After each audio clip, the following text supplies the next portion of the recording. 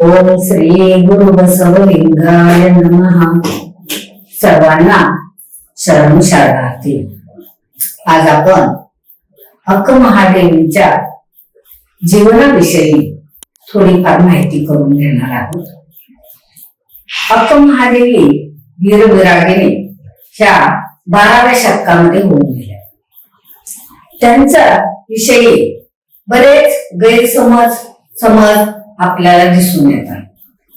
त्याच्यामध्ये त्यांच्या माता पित्यांचं नाव काय होती, त्यांचा काळ कोणता होता, त्यांचे जीवन कसे गेले, बालपण कसे गेले, ह्याविषयी कुठेही कोणतीही आधारभूत अशी निश्चित खचित अशी माहिती मिळत नाही. ह्या माहिती मिळवण्यासाठी आपल्याला फक्त त्यांच्या वचनांचा 355 जी अक्क महादेवींची वचनं आहेत आणि बसवानांचे जे काही आधार आहेत जीवनाविषयी, अलंप्रभूंच्या जीवनाविषयी जे आधार आहेत, ह्या आधारानुसार आपल्याला अक्क महादेवींच्या जीवनाकडे पाहावं लागणार आहे. आता अक्क महादेवींचा सामान्यपणे हा जो काळ आहे तो इसवी सन 1132 ते 1168 हा काळ बसवेश्वरांनी जे काही अनुभव मंडप सुरू केला कल्याणमध्ये, त्यानुसार हा काळ निश्चित केला जातो. आणि अक्क महादेवींच्या गावाविषयी म्हणाल तर अक्क महादेवींचा जन्म हा शिमोगा जिल्ह्यामध्ये उडुगणी या गावामध्ये झालेला आहे. उडुगणी हे गाव त्यावेळेस असलं तरी देखील हे अलंप्रभूंचं बळी गाव जे आहे, या बळी गावाच्या जवळच 2 किलोमीटर अंतरावर हे उडुगणी गाव आहे. परंतु इतिहासामध्ये उडुतडी असं त्यांचं गावाचं नाव सांगितलं जात आहे. प्रत्यक्षात उडुगणी असं त्या गावाचं नाव आज आपल्याला तिथं पाहायला मिळते. उडू म्हणजे नेसणे आणि तडी म्हणजे थांब. जेव्हा अक्क महादेवीने ह्या उडुगणीमधून कौशिकाच्या राजमहालातून निर्गमन झाल्यानंतर, तिथून बाहेर पडल्यानंतर ते गुरुदेव किंवा आई वडील यांनी कदाचित म्हटले असते थांब, नेसून जा. कारण दिगंबर अवस्थेमध्ये ती बाहेर पडणं त्यांना मानवलं नाही, म्हणून कदाचित उडुतडी हे नाव मिळालेलं असावं किंवा प्रचलित झालेलं आहे. परंतु बळीगाव या ठिकाणी एक तलावामध्ये दिगंबर मूर्ती सापडलेली आहे आणि ह्या मूर्तीला कमल गंगा असं नाव देखील आहे. ही मूर्ती कदाचित अक्क महादेवीचीच असावी असा एक मात्र आधार आपल्याला म्हणता येईल.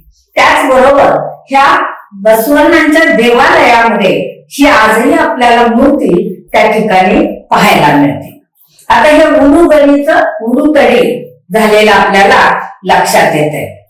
आता अक्क महादेवींच्या आई वडिलांच्या विषयी जर म्हणाल तर त्यांच्या जन्मानंतर जवळजवळ 100 वर्षांनी जेव्हा हरिहर कवी यांनी हरिहर रगळे या त्यांच्या ग्रंथात शिवभक्त आणि शिवभक्ती असं आई वडिलांचं नाव म्हटलेलं आहे, तर राजकवी हे ओंकार आणि लिंगमा ह्या नावाने त्यांना उल्लेख करतात. चामरस कवी आपल्या प्रभुलिंग लीला ग्रंथात निर्मल आणि सुमती असा त्यांच्या आई वडिलांचा उल्लेख करतात. तर चन्न बसवांक हे निर्मल आणि सुमती हाच उल्लेख करतात. पिडूपरती बसव यांनी कुटीलाल आणि विमल असं त्यांच्या आई वडिलांचा उल्लेख केलेला आपल्याला पाहायला मिळतो. ह्या नावाकडे आपण फारसं न जाता आपण काय करायला पाहिजे की त्या काळामध्ये जी काही लिंगायत संप्रदायामध्ये प्रचलित असणारी अशी जी काही अध्यात्माला जवळ असणारी नावं म्हणजे ओंकार आणि लिंगम्मा यांचाच मोठ्या प्रमाणामध्ये वापर पुढील कादंबरीतून, तरंगिणी किंवा इतर कादंबरीमधून आपल्याला पाहायला मिळतो. अशी ही अक्क महादेवींचा जन्मकाळ, बालपण आणि आई वडिलांच्या नावाविषयी आपल्याला म्हणता येईल. आता हे अक्क महादेवींनी त्या काळामध्ये स्त्रियांनी शिकणं हे फार कठीण होतं आणि अशा काळात अक्क महादेवी गुरूंच्याकडून ही काही साहित्य त्यांच्यात उपजत असलेली जी काही साहित्य प्रतिभा होती ती मात्र वचन साहित्यामधून आपल्याला प्रकट झालेली स्पष्टपणे दिसून येते.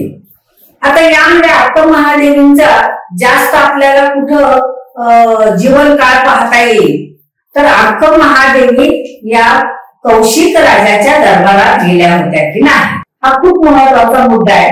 बरेच जण कौशिक राजाबरोबर राजवाड्यात गेल्या होत्या, त्यांचं लग्न झालं होतं आणि तिथून त्या बाहेर पडल्या असा उल्लेख येतो. परंतु प्रत्यक्षात माझ्या मते वचनाच्या आधारे आपण जर संशोधन केलं तर असं काही आपल्याला दिसून येणार नाही असं मला तरी वाटतंय. कारण त्यांच्याच वचनात ते काय म्हणतात की माझं लग्न कधी झालंय तर माझ्या गुरुने मला लग्न करून दिलेले जेव्हा त्या मोठ्या होतात किंवा ऋतूमध्ये होतात त्यावेळेस जेव्हा गुरु त्यांना दीक्षा देतात, ही दीक्षा म्हणजे लिंगपती शरण सती या तत्वानुसार लिंगाशी तुझा विवाह झालेला आहे असं जे काही सांगितलं जाते त्यावरून त्या म्हणतात. त्याच्या आधी देखील त्या आपल्या आई वडिलांनी जेव्हा लग्नाचा विषय काढतात त्यावेळेस त्या आपल्या आई वडिलांना देखील म्हणतात इहलोकी एकपती परलोकी एकपती, लौकिक एकपती पारमार्थिक एकपती, माझा पती चंद्रमल्लिकार्जुनाशिवाय सर्व पती आकाश वृक्षावरील बाहुल्याप्रमाणे आहे. माता लौकिक इहलोक आणि परलोक म्हटलं तर आपल्या लक्षात येतं की हे दोन दोन पती मला नको आहे, मला काय पाहिजे चंद्रमल्लिकार्जुन हा माझा जो काही निराकार निर्गुण असा परमात्मा आहे त्याच्याशी त्या इष्टलिंग दीक्षेच्या वेळेस त्यांनी म्हटलेलं हे वचन होते. त्याचबरोबर त्या पुढील एका वचनात म्हणतात हरदेव तू माझा पती होण्यासाठी अनंत काळ मी तपस्या केली पहा, शुभ बाहुल्या वर मंगल बोल ऐकविले, शशीधराच्या जवळ आपता मी पाठविले, भस्म धारण करुणी कंकण बांधुनी मम चंद्रमल्लिकार्जुन माझा पती व्हावा म्हणून. ह्याचा अर्थ कौशिक राजाबरोबर हे काही कौशिक राजाचं वर्णन नव्हे आणि त्यामुळे कौशिक राजाबरोबर विवाह झाला असं म्हणणं हे पूर्णपणे चुकीचं होईल.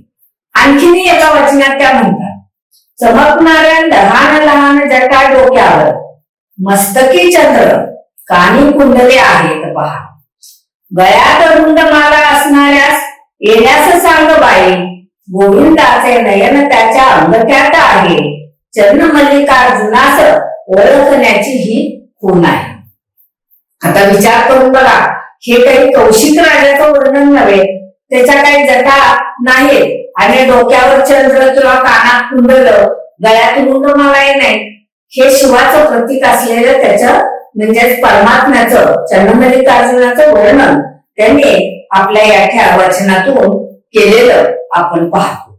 म्हणजेच या त्यांच्या सर्व वचनावरून आपण म्हणता येईल की कौशिक राजाचं लग्न झाले त्या कौशिकाशी त्यांचा हा विवाह म्हणणं हे पूर्णपणे चुकीचं आहे असं मला तरी वाटतंय. त्यानंतर त्या आणखीन एका वचनामध्ये म्हणतात मरणविना रोगविना आकाराविना रूप सुंदरा निवरले, आकाराविना आदि अंतविना रूपविना चिन्हविना अशा सुंदरास निवरले बाई, भवविना भयविना निर्भय सुंदरास निवरले, कालसीमा नसलेल्या निस्सीम सुंदरास निवरले, चंद्रमल्लिकार्जुन पतीला अति सुंदराला निवरले आहे. विचार करून बघा, हे कौशिक राजाचं हे काही वर्णनच नव्हे, हे परमात्म्याचं त्यांनी ज्याला मरण नाही, जन्म नाही आणि आकार नाही अशा निर्गुण निराकाराला मी वरलेला आहे म्हटल्यानंतर इथं कौशिक साकार एक राजा तिथं होऊच शकत नाही. मात्र ह्या सर्व वचनावरून आपल्याला लक्षात येते की कौशिक राजाशी लग्न झालेलं नाही, पण अक्क महादेवींना दुर्दैवानं या ठिकाणी या कौशिकाच्या राजवाड्यात जाणं भाग पडते. जेव्हा अक्क महादेवी त्यांची मिरवणूक पाहण्यासाठी मैत्रिणी सर्व बरोबर वर गच्चीत उभारलेल्या असताना राजाची नेमकी नजर तिच्यावर पडते आणि तो लगेच मिरवणुकीतून गेल्यानंतर आपल्या सेवकाला वसंतकाला पाठवून त्याने मागणी घातली जाते. त्यावेळेस राजा म्हणजे काय की राज्यामध्ये कोणतीही स्त्री असेल किंवा सर्व संपत्तीचा तो अधिकारी, त्याला सर्वांवर हक्क सांगता येत होता. ह्या उद्देशानं त्या कौशिक हा जैन असून त्याने मागणी घातली. त्याला वाटलं की सामान्य स्त्री राजवैभवाला आणि पट्टाधिकाराला पट्टराणी म्हणून येण्यास कोणीही तयार होईल, हा त्यांचा जो काही भ्रम होता तो भ्रम मात्र नष्ट झाला. कारण बालपणापासून अक्क महादेवी ही वैराग्याची मूर्ती होती. त्याचबरोबर अक्क महादेवी आपल्या आई वडिलांना ह्या अशा पतीचं वर्णन ऐकत होती. त्यामुळं ह्या राजाबरोबर तिला देणं तो जैनाचा तर आहे धर्माचा, आपल्या धर्माचा नाही, म्हणजे शैव धर्माचा नाही, हे समजून त्यांनी नकार दिलेला होता. परंतु राजा मानण्यास तयार नव्हता. त्यांनी पुन्हा पाठवलं, तुम्ही जर सहजासहजी बऱ्या बोलानं जर तुमची मुलगी देत नसाल तर तुम्हाला मला बंदी बनवून इथून कैदी करून घेऊन जावं लागेल. तुम्ही विचार करा. अक्क महादेवीला ही गोष्ट खूपच मनाला लागली की ज्या आई वडिलांनी आपल्याला हाताच्या कोडासारखं जपलं त्या आई वडिलांना आपल्यासाठी तुरुंगात जावं लागणार, कैदी बनून तिथं राहावं लागणार आणि पुढे तरी आपलं काय होणार, हाही तिने विचार केला. त्याचबरोबर गुरुदेवांची जेव्हा भेट घेतली त्यावेळेस गुरुदेवांशी ती चर्चा करताना तिच्या डोक्यामध्ये हा विचार होतो की बंधन तोडणं तेवढं सोपं नाहीये. अहंकार आणि ममकार ही दोन बंधनं खूप चिवट आणि ती न दिसणारी किंवा अंतरंगात दडून कुठेतरी बसलेली हे अहंकार आणि ममकार हे दोन आपल्या असतात प्रत्येकाच्या. तेव्हा हे तोडायचं म्हटलं तर कसं तोडायचं हा विचार गुरुदेवाने, म्हणजे त्याच्यासाठी देखील एका बंधनातून तोडून दुसऱ्या बंधनात जाणं तर भाग आहे. मुलीला लग्न करून पतीच्या घरी जात असताना ममतेचं हे बंधन आई वडिलांनाही तोडावं लागतंय आणि मुलीलाही तोडावं लागतंय. आणि अशा तऱ्हेनं ही आपली प्रथा आहे. आणि गुरुदेव सांगतात की ही एक संधी आहे की तुला वैराग्य जे काही तुझ्यात उपजत आहे, वैराग्याकडे परत जायचं म्हटलं तर ह्या भक्तीचं बंधन किंवा आई वडिलांच्या मायेचं ममतेचं बंधन, हा गृहत्याग हा करणं भाग आहे. म्हणजे ह्याच्यासाठी ही एक संधी आणि हे एक आव्हान म्हणून तू स्वीकार करायला हरकत नाहीये. मात्र जर तुझं वैराग्याची जी मनाची स्थिती आहे ती जर पक्व झालेली असेल तर मात्र तू हे आव्हान सहजपणे पेलू शकशील. तेव्हा अक्क महादेवी खूप चतुर होत्या. त्यांनी विचार केला की आपण आता ह्याच्यामधून मार्ग कसा काढायचा, ह्याचा हे करून त्यांनी राजासमोर 3 अटी ठेवतात.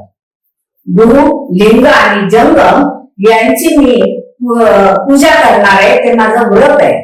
आणि हे व्रत करत असताना सूर्यास्तापासून सूर्योदयापर्यंत बंद खोलीमध्ये मी राहणार आहे, कुणीही मला भेटायचं नाही. त्यानंतर माझ्या पूजेमध्ये देखील व्यत्यय आणायचं नाही.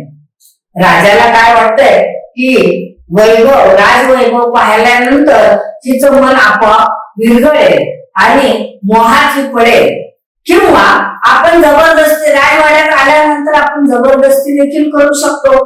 हाही कदाचित त्यांनी एक कयास बांधला असेल. आणि अशा तऱ्हेनं कौशिक राजा अक्क महादेवीच्या ह्या तिन्ही अटी मान्य करतो. अक्क महादेव राजवाड्यात येणं हे त्यांना खूप महत्वाचं वाटत होतं. आणि अशा तऱ्हेनं अक्क महादेवीला तिथं कौशिकाच्या राजवाड्यात जाणं भाग पडलं. मात्र त्या तिथून बाहेर पडतात. कशा बाहेर पडतात